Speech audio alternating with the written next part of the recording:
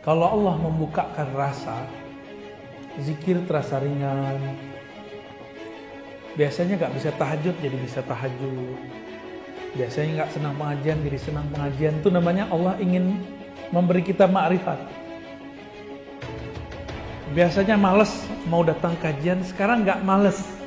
Berarti sudah ada gerak ma'rifat dalam qalbi. Nah, jangan GR, jangan rasa sok suci juga. Allah kalau memberikan rasa itu kepadamu, berarti Allah sedang ingin berkenalan denganmu. Itu maksudnya. Dalam surat Luqman dikatakan, wa asbagha 'alaikum ni'amahu zahiratan wa batinah. Dan dialah yang melimpahkan kepada kamu nikmat yang zahir, nikmat yang batin. Nikmat yang zahir, badan sehat. Tapi kalau pikiran gak sehat, nyaman gak hidup? Kantong sehat, tapi pikiran galau, gimana? Sama juga. Maka nikmat itu jangan hanya diminta nikmat fulus, minta juga nikmat ruhani kepada Allah Subhanahu wa ta'ala. Karena harta itu banyak habis, sedikit pasti cukup. Tinggal kalau banyak bersyukur, kalau sedikit ya bersabar kepada Allah Subhanahu wa ta'ala. Untuk membuka kolbu pikiran kita, mari kita bacakan surah Al-Fatihah. Juga kita kirimkan untuk pengarang kitab ini, Al-Imam Ibn Athaillah Sakandari. Al-Fatihah. A'udzubillahi minasyaitonir rajim. Bismillah. Iya kan.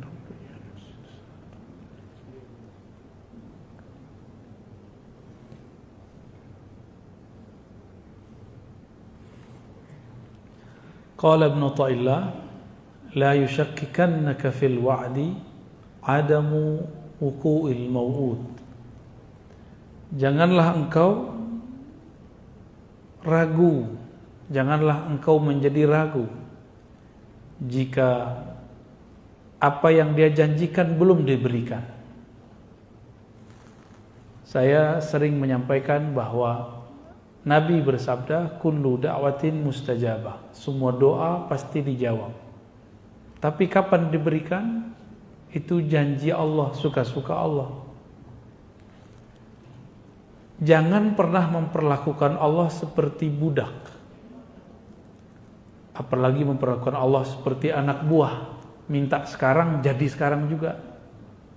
Allah itu Rabbul Alamin. Rabbun, bahasa Arabnya dapat diartikan tuan, pemilik. Kita justru dimilikinya, bukan kita yang memiliki Allah. Jangan kebalik-balik. Jangan pernah ngomong, aku udah minta gak dikasih. Emang kamu siapa? Ya, saya udah bertahun-tahun minta gak dikasih-kasih. Lalu ya iya, terus kamu siapa? Bisa maksa-maksa Allah. Emang Allah bapaknya? Emang Allah anaknya? Emang Allah anak buahnya? Kan bukan. Kita gak berbuat apa-apa untuk Allah, terus minta-minta sesuatu. Malu. Pilih. Tidak minta dikasih, minta dikasih tapi waktunya suka-suka dia. Pilih mana Pak? Enggak minta. Apa yang harus dilakukan? Tunaikan tuntutannya. Apa yang dituntut dari kita? Wa'bud rabbaka hatta ya'tiyal yaqin. Sembahlah Allah, kenalilah Allah sampai kamu benar-benar yakin. Ya, ada tuh di belakang kan. Kalau terjemahan biasanya yakin diartikan al-maut. Kalau saya enggak, ya. Maut udah pasti. Kalau al-maut, kenapa enggak ditulis saja di situ wa'bud rabbaka hattal maut? Maka terjemahan kita lain. Al-yaqin, yakin. Yakin itu al-i'tiqad al-jazim. Keyakinan yang mantap kepada Allah Subhanahu wa ta'ala. Wa'bud dapat diartikan wa'rif. Kenalilah Allah sampai kamu yakin. Dan yakin itu banyak tingkatannya. Kita sudah tahu ilmul yakin, ainul yakin, hakul. Nah yang dimaksud di situ di atas hakul yakin itu namanya yakin. Nggak ada lagi tambah-tambahan ilmu, yakin, ainul. Nggak ada tambahan itu lagi. Hakul, di atas itu semua. Itu namanya al-yakin. Alif lam. Keyakinan yang sempurna. Al-yakin bahasa Arabnya dapat kita artikan. Kamu percaya tanpa syarat. Percaya tanpa syarat. Bisa nggak? Jadi kalau versi saya, Pak, kan yakin biasanya kita artinya 3 ya. Ilmu yakin, ainul yakin, ilmu itu teori. Karena yang menyampaikan orang terpercaya, maka kita percaya. Kalau ainul yakin, kita melihat sendiri buktinya, tapi belum merasakan. Kalau hakul yakin, kita merasakan. Kalau al yakin, rasa tidak rasa, kita yakin tanpa syarat. Bisa nggak? Kayaknya susah ya. Kalau nggak rezekinya lancar, nggak baca waqiah ya. Jadi kalau seandainya rezeki nggak nambah karena duha, nggak mau duha lagi. Bener. Kayaknya begitu sih ya. Kenapa semuanya harus bersyarat sama Allah? Allah memberi kita tanpa syarat. Saya mau tanya, kita nyembah Allah untuk Allah atau untuk kita? Di surat Luqman, bersyukur kepada Allah itu bukan untuk Allah. Li nafsi, siapa yang bersyukur kepada Allah kembali ke dirinya sendiri. Jadi Allah nggak butuh kok syukur kita. Jangan GR amat. Ya. La yusakkikannaka fil wa'di 'adamu wuqu'il mau'ud. Janganlah engkau menjadi syak mengenai suatu janji bahwa doa pasti dijawab. Tapi waktunya tidak sesuai dengan apa yang kita ekspektasikan. Wa in ta'ayyana zamanuh, meskipun zamannya sudah jelas. Li'alla yakuna dzalika qadhan fi basiratik. Supaya syak kamu itu tidak memadamkan cahaya mata hatimu. Wa ikhmadan li nuri sariratik. Dan dapat memadamkan cahaya dalam sirmu. Jadi ada basirah, ada sarirah. Apa bedanya nih? Ya. Ada basirah, ada sarirah. Basirah itu mata batin. Dengan itulah kolbu melihat. Sarirah itu matanya ruh. Dengan itulah ruh bermakrifat. Dua ya, beda ya. Kalau kolbu itu dibuka lagi, ada lagi yang terdalam namanya sir, sarirah. Sarirah itu matanya ruh. Ruh kita memandang dengan itu. Maka kalau disebut ikhmadan li nuri sariratik, kamu jika ragu kepada Allah, maka ragumu membuat kamu bodoh. Kebodohan itu adalah padamnya cahaya ma'rifat. Ma'rifat artinya ilmu. Ya. Kita semua sudah tahu Allah tidak pernah melanggar janjinya. Innallaha la yukhliful mi'ad. Tapi giliran diuji sebentar saja, kita doa belum dikasih, mulai ragu. Benar nggak? Padahal doanya nggak sungguh-sungguh juga. Bapak doa tapi pikirannya kemana-mana. Ya, itu nggak sungguh-sungguh namanya. Doa yang sungguh-sungguh itu seperti kita datang kepada seseorang, meminta pertolongan kepadanya, kita jaga adab di depan dia. Berani nggak kita datang ke seseorang, orang bos, kita minta kepada dia sesuatu pakai proposal. Tuan, Bapak, mohon bantu acara kami, masjid kami, atau usaha kami. Tiba-tiba handphone bunyi, berani angkat nggak? Kalaupun diangkat dimatiin, benar nggak? Kalau lagi zikrullah, pikirannya macam-macam, keluyuran, ditarik lagi nggak? Dibiarin aja ya. Nah, itu bedanya kita. Maka wajar, sebenarnya mohon maaf ya, zikir-zikir kita tuh nggak ada yang diangkat sebenarnya. Nggak ada Pak. Nggak ada yang khusyuk soalnya. Sholat bapak tadi itu nggak ada yang diangkat. Tapi karena ada sholawat di situ, Allah angkat. Ya. Karena nggak ada yang khusyuk. Orang dari takbir sampai assalamualaikum udah kemana-mana mikirnya. Yakin gak tuh diangkat tuh? Tapi Allah akan pemaaf. Innallaha afuwun ghafur. Allah itu maha pemaaf.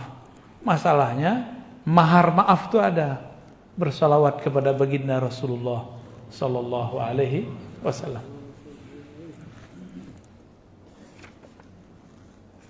Kita masuk ke hikmah berikut ya.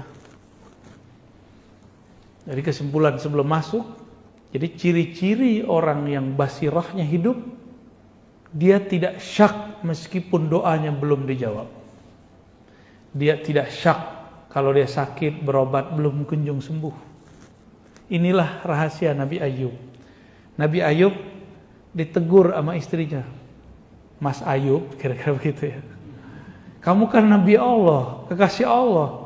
Orang-orang kalau ada apa-apa minta doa sama kamu. Masa kamu masalah kutilan, kulit begitu aja gak berdoa kepada Allah? Kata istrinya.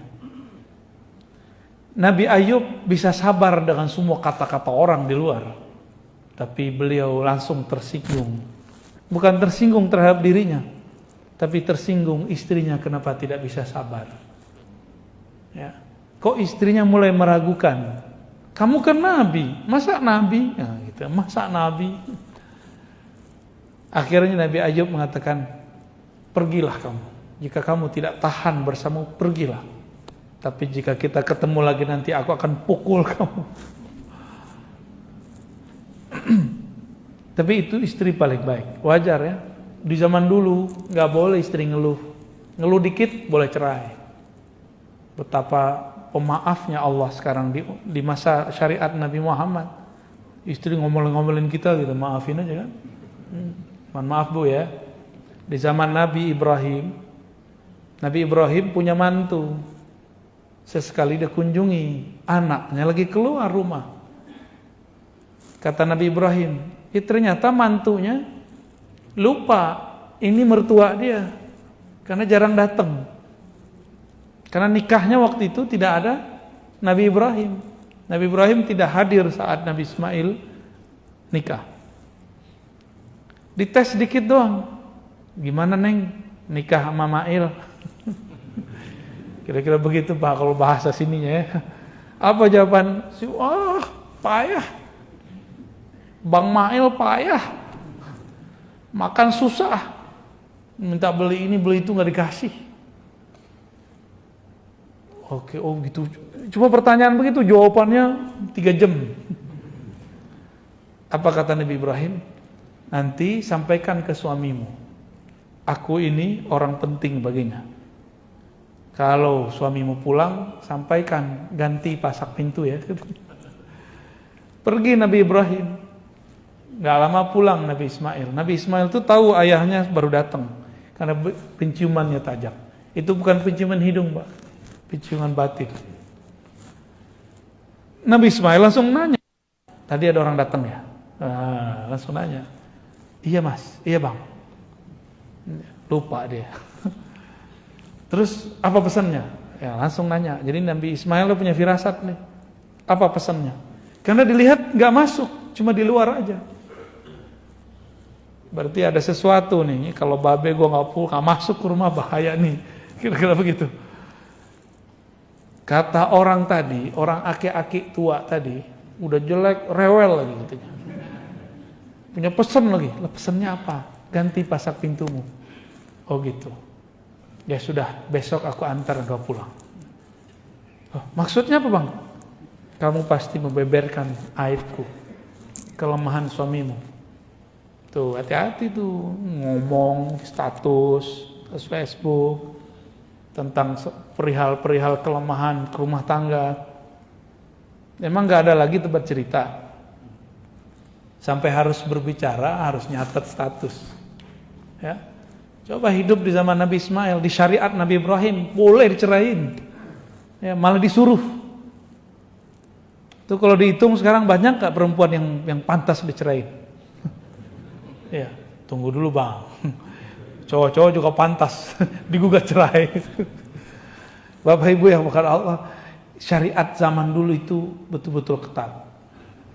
Di zaman nabi-nabi terdahulu tidak boleh ngambil harta rampasan perang. Nggak boleh. Di zaman nabi boleh. Di zaman nabi terdahulu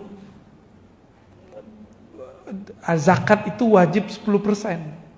Di zaman Nabi Muhammad ada pilihan-pilihannya, ada 0,5%, 5%. Ya, ada. Makanya sampai sekarang agama tersebut yang masih ngikut katanya agama nabi-nabi terdahulu masih 1/10. Lah, gede banget tuh Pak 1/10 itu. Makanya di negara-negara Eropa yang maju, gereja-gereja sepi. Karena pajaknya sudah mahal, asuransinya mahal, ditambah kalau masuk gereja 10. Gereja sono Pak ya, kalau di sini saya nggak tahu. Kalau di kita ada juga LDIU lebih parah lagi. Bisa di atas 10 dia. Ya.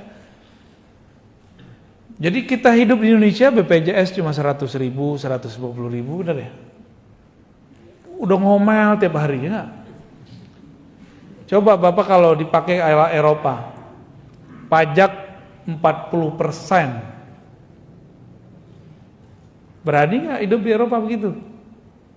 Makanya wajar sekolah di sana gratis, tol nggak bayar, tapi parkir bayar Pak. Parkir sono langganan. Jadi kita ini karena nggak pernah keluar, selalu ngomong, wah negara ini negara zolim. Kita nggak mau perbandingan. Kalau nggak suka kritik aja, nggak usah bilang-bilang zolim. Emang situ ngerti luar negeri, ya. Kalau nggak ngerti-ngerti amat, kita mending uskut, kul khairan, atau usmut, liasmut, atau diam. Itu lebih baik, ya. Apalagi kan anak muda Pak sekarang belum kemana-mana.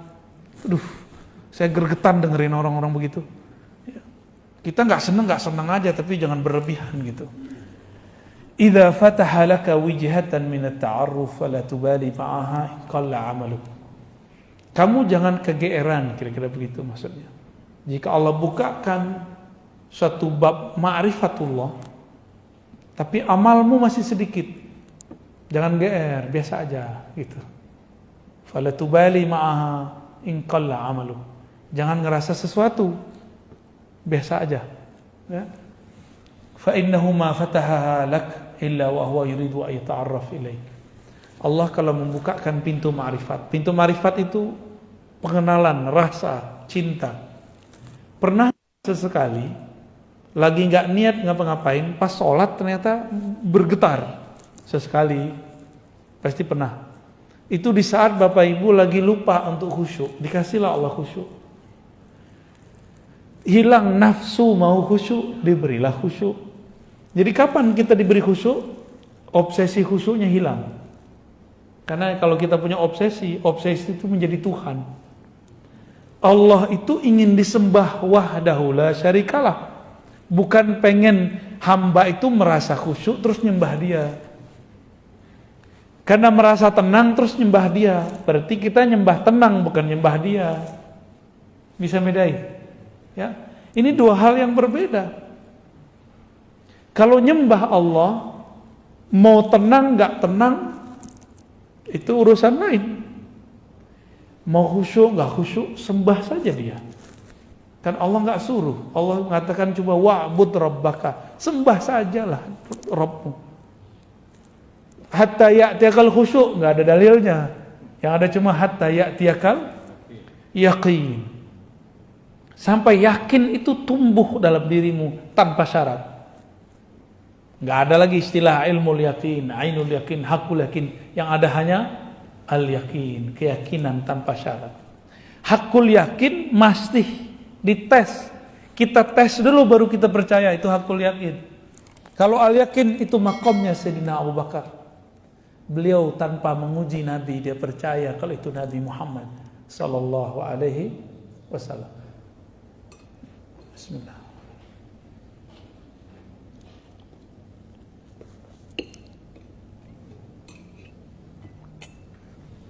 Kalau Allah membukakan rasa, zikir terasa ringan. Biasanya gak bisa tahajud jadi bisa tahajud. Biasanya gak senang pengajian jadi senang pengajian. Itu namanya Allah ingin memberi kita ma'rifat. Biasanya males mau datang kajian, sekarang gak males. Berarti sudah ada gerak ma'rifat dalam kolbu. Nah, jangan GR, jangan rasa sok suci juga. Allah kalau memberikan rasa itu kepadamu, berarti Allah sedang ingin berkenalan denganmu. Itu maksudnya. Kita tiba-tiba zikir pagi sore, kayaknya rajin. Pernah ngalamin itu gak? Baca Quran biasanya setahun sekali. Ini sebulan sekali. Atau sebulan berapa kali? Ada yang bisa 3 kali. Berarti 10 hari khatam.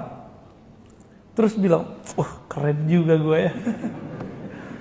Pertama kali saya menghafal Quran, Pak. Hanya seminggu. Untuk pemula bisa hafal 1 juz.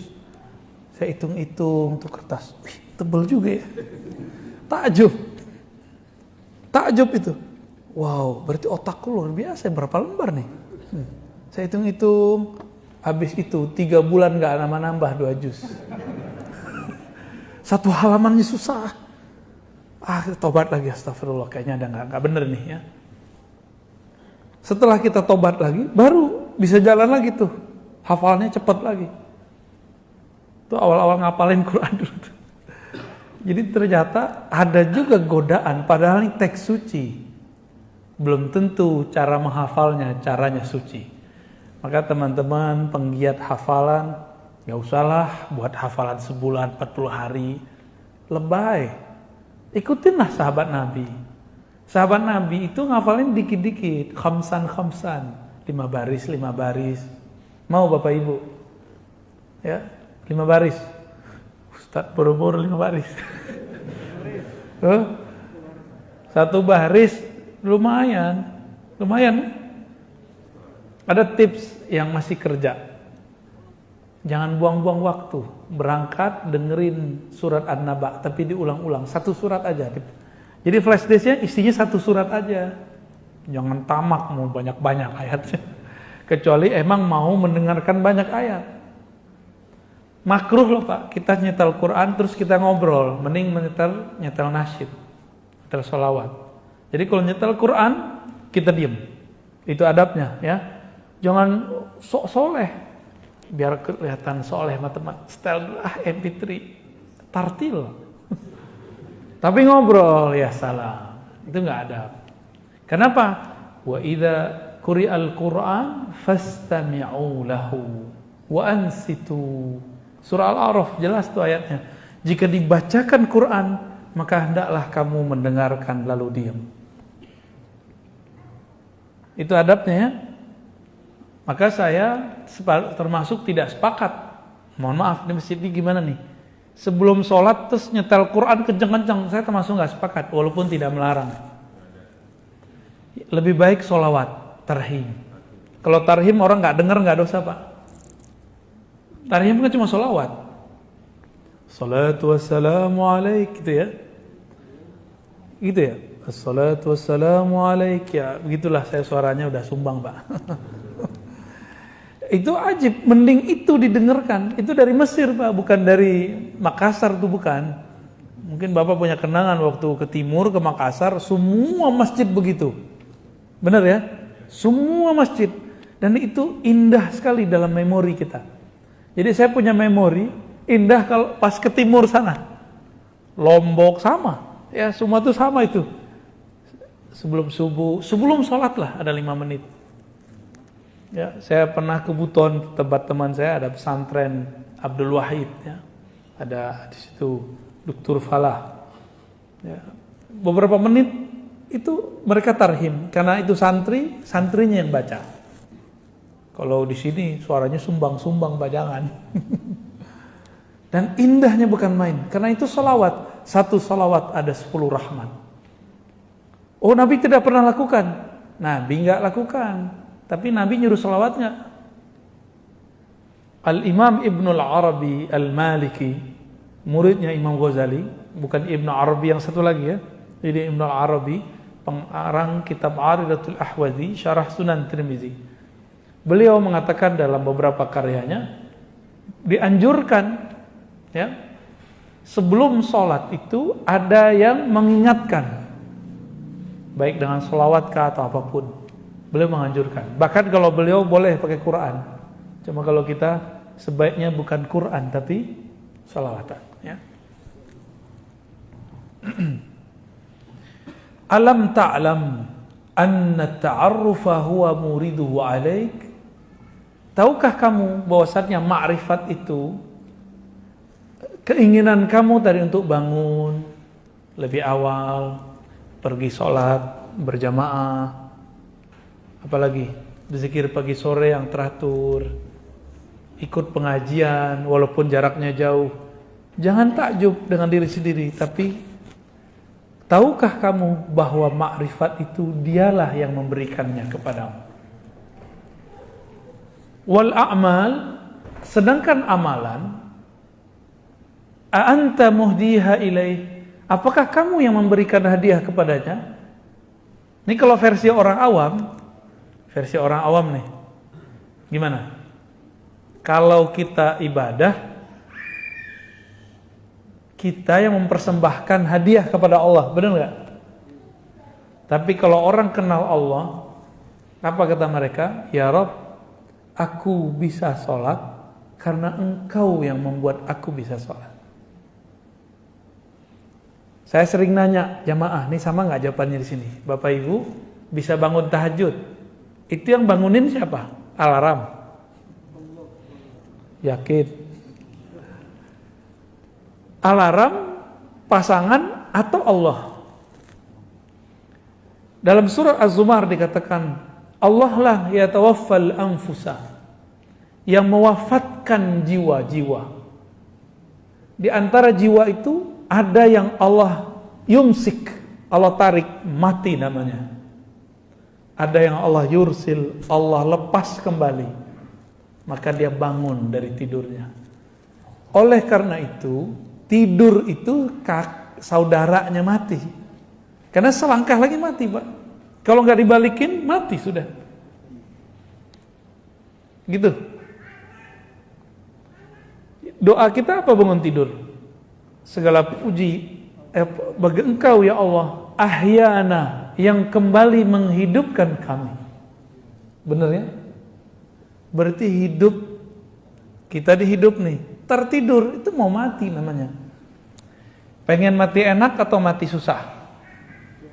Mati enak. Jangan nonton ya sebelum tidur. Terus gimana sebelum tidur? Sebelum tidur tumbuhkan al-yakin tadi. Bisa lewat zikir, bisa lewat pengajian, bisa lewat conditioning di pikiran kita. Coba malam ini tidur, semua dendam kita buang, bisa nggak? Bisa nggak Pak? Utang sih benar, dendam jangan. Bisa nggak? Malam ini kita tidur pegang dada, ya Allah, di hatiku ada noda-noda dendam. Izinkan aku tidur, noda itu tiada, telah Engkau angkat ya Allah. Ada benci, semoga terangkat. Ada putus asa karena masa lalu gelap, tolong ya Allah, kegelapan putus asa itu Engkau angkat. Semua kita punya masa lalu yang saya nggak tahu, masa lalu bapak ibunya apa ya. Saya punya masa lalu, bapak punya masa lalu. Jangan sampai masa lalu itu membuat kita tidak move on. Ya. Harus move on, harus maju terus. Ada beberapa kawan, sahabat saya ajak, ayo ngaji. Aduh, saya ini kotor, nggak pantas duduk di masjid. Lah, emang kamu doang yang kotor. Saya juga kotor. Sama-sama kotor kita semua. Setiap hari kita nggak mau kotor, kotoran itu datang ke dalam kolbu. Jadi nggak usah putus asa. Itu kan setan yang menghambat dia. Nah, bapak ibu yang punya masa lalu yang gelap, sekarang bisa maju. Berarti dia dapat hadiah ma'rifat dari Allah Subhanahu wa ta'ala. Ainama tuhdihi ilaihi mimma huwa muridu alaih. Mana persembahanmu kepada Allah? Jika yang kamu anggap itu persembahan, sholat kamu anggap hadiah kepada Allah, terus kamu bisa sholat karena siapa? Kalau Allah nggak bangunin, bisa tahajud nggak? Bisa tahajud nggak? Berarti kita tahajud itu hadiah dari Allah atau kita ngasih hadiah kepada Allah? Gimana kira-kira? Mulai malam ini bisa nggak ganti persepsi? Tahajud itu tanda terima kasih. Itu yang dimaksud Nabi waktu Aisyah bertanya. Ini nggak pernah diungkap Pak sebelumnya, jarang orang mengungkap ini. 1-2 paling kiai kita yang mengungkap ini. Karena selama ini kajian hikam cuma di pesantren-pesantren, di majelis-majelis thariqat. Orang nikmat japos tiap berapa kali kirim Fatihah ya. Tembus juga ya. Tapi kita buat kajiannya ya, mohon maaf weekday begini ya. Hari Senin lagi ya. Tapi alhamdulillah. Itu namanya ta'aruf, ma'rifat masuk dalam kolbu. Mau hari apa jadi Ustaz. Nabi ditanya oleh Sayyidatuna Aisyah, kenapa engkau masih sholat sebanyak itu wahai Rasulullah? Sampai kakimu kapalan wahai Rasulullah. Sedangkan engkau diampuni dulu, sekarang dan nanti. Apa jawaban Nabi? Afala an akuna abdan syakura. Apakah aku tidak boleh wahai Aisyah menjadi hamba yang berterima kasih kepada Allah? Karena aku dibangunkan malam ini, aku berterima kasih karena dibangunkannya. Aku diizinkan sujud, aku berterima kasih bisa sujud lama-lama. Aku diizinkan masih bisa ngangkat tangan. Allahu Akbar. Di saat orang masih ngorok. Jadi Bapak bisa hidup, datang sekarang, jangan KR dulu, katakanlah hati terima kasih ya Allah. Di saat teman-temanku istirahatnya adalah tidur atau main handphone atau nonton, Engkau gerakkan aku beristirahat dengan cara mendengarkan hikmah-hikmah dari walimu. Al-Imam Ibn Athaillah As-Sakandari, waliullah di zamannya, kutub bahkan Al-Ghaus. Ya.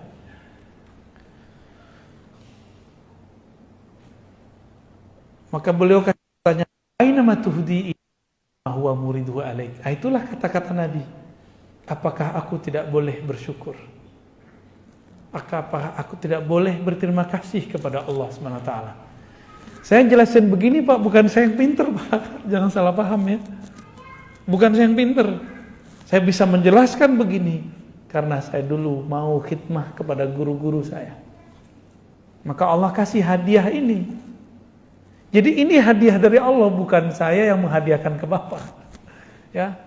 Maka nanti kalau ada yang bisa baca kitab, bawa kitabnya ke sini Pak. Jadi ngaji, lihat, walaupun terjemahan, baca aja. Siapa tahu ada umur, ya, bisa mengajarkannya, ya. Amin. Kalau enggak bisa ngajarin dia orang, dia di rumah kita. Siapa tahu, ya. Jadi gimana? Mas ini minta pahala? Saya malu meminta pahala kepada Allah, ya. Pahala itu bahasa Sanskerta berarti balasan. Berani minta balasan dari Allah? Ibarat gini, saya minjem mobil Bapak, saya pinjam nih mobil Bapak hari ini, pulang-pulang bersih, terus saya bilang, mana bayarannya Mas? Ya, saya minjem, terus saya minta bayaran dari pinjaman itu, waras nggak? Jadi sebenarnya banyak orang beribadah tuh belum sampai babul yakin. Kalau dibilang nggak waras, termarah Pak ya. Masa dengan cuma sholat 5 waktu, sholat tahajud yang berkabut itu, sholat duha yang kusut itu, terus kita berani meminta sesuatu balasan dari Allah Subhanahu Wa Taala. Itu orang nggak tahu posisi dia. Ya kalau bahasa kasarnya nggak tahu diri lah. Berarti dia belum sampai kepada kesadaran ma'rifat. Sholatnya baru sholat nafsu, belum sholatnya seorang yang bermakrifat. Dia nafsu mau dapat sesuatu, dia sholat. Moga-moga sholatnya memperlancar dia dapat sesuatu. Itu nggak baik ya.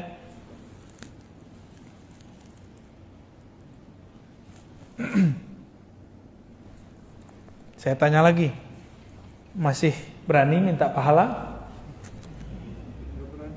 Gimana? Paham nggak saya ngomong apa dari tadi? Paham ya? Hikamnya berat Pak, tapi insya Allah saya bahasakan bahasa ringan. Apa yang kita lakukan dari ibadah, zikir, belajar, semuanya adalah hadiah ma'rifat dari Allah. Karena itu hadiah darinya, pantaskah kita selesai menerima hadiah terus minta lagi? Gitu, hadiah pahala. Saya rasa nggak pantas. Maka saya mengimbau diri saya sendiri dan kita semua yang hadir, cukup meminta pahalanya. Maka benarlah imam-imam kita yang mengajarkan sholat, lalu selesai sholat bacanya lillahi astaghfirullahaladzim. Sebelum sholat membaca astaghfirullah, asyhadu an la ilaha illallah, asyhadu anna rasulullah, usolli fardal maghribi atau fardal isya'i, bla bla bla bla, belakangnya lillahi ta'ala. Itu wajar, supaya nggak minta macem-macem, ya. Kalau masih minta macem-macem, berarti belum dapat ma'rifat, baru dapat amal, gitu. Jadi kalau kita buat dua tuh model cara orang beribadah, ya. Ini banyakannya pegangan nih Pak.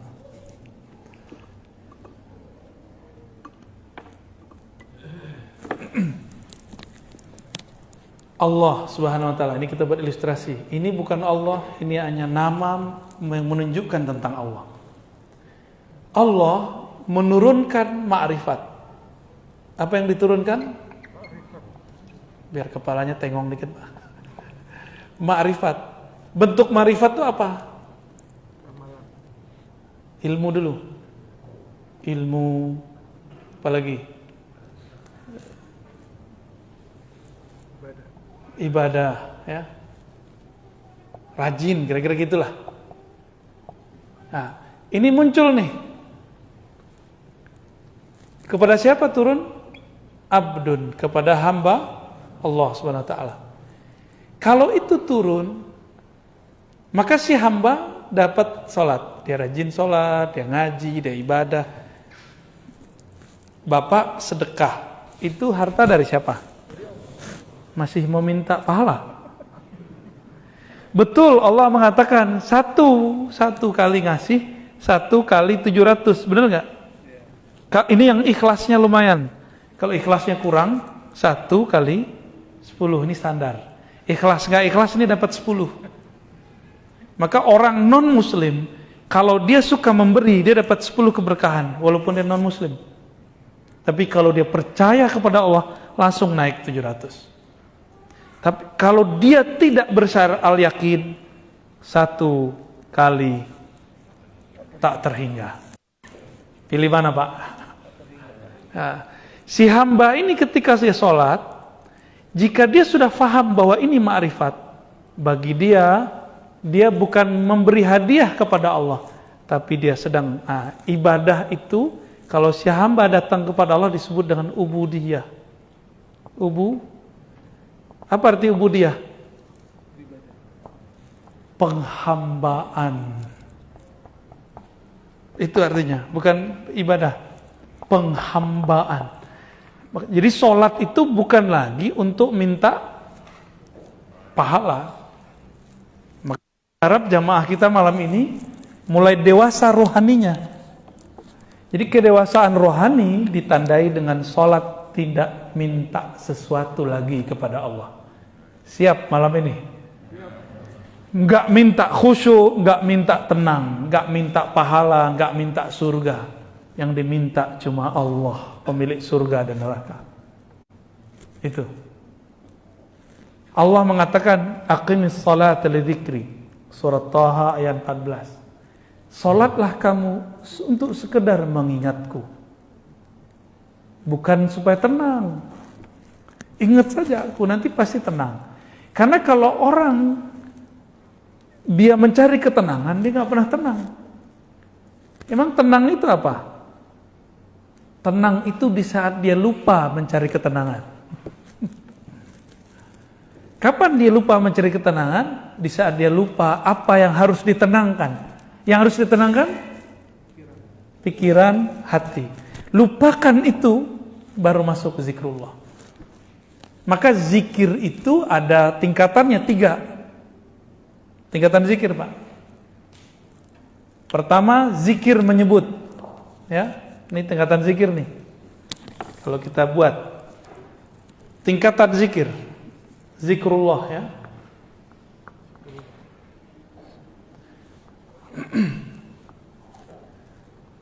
Nah, yang paling bawah itu nyebut. Sebut aja dulu, mau 100, mau 2.000, sebut aja dulu. Lalu zikir tingkat kedua apa? Ingat. Nah, kalau ingat itu kolbu yang main. Ya, ini kalau ini di lisan. Kalau ini di kolbu. Kalau ini dia bahkan lupa dengan kolbunya. Nah, inilah zikir ruh.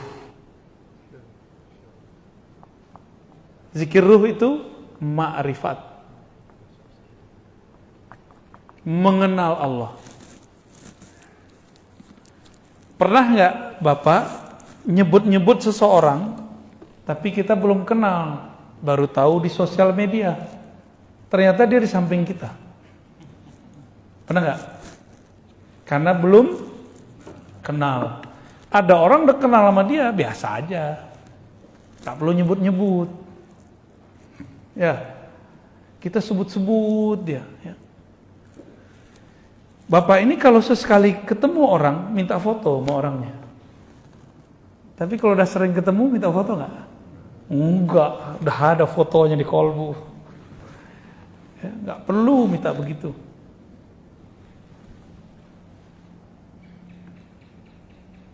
Nah, itulah modelnya. Ya. Menyebut, mengingat, bermakrifat, mengenal. Makrifat artinya mengenal. Kalau sudah mengenal, Allah jauh nggak dari kita? Allah dekat apa jauh? Allah sangat dekat. Karena dia sangat dekat. Dia nggak perlu disebut-sebut. Dia nggak perlu diingat-ingat. Cukup dia dikenal, didekati, diajak ngobrol. Kalau udah kenal, ngobrol nggak? Tapi kalau belum kenal, berani nggak ngajak ngobrol? Sungkan kita, diem-diem aja kita sama dia. Maka zikir tertinggi adalah zikir mengenal.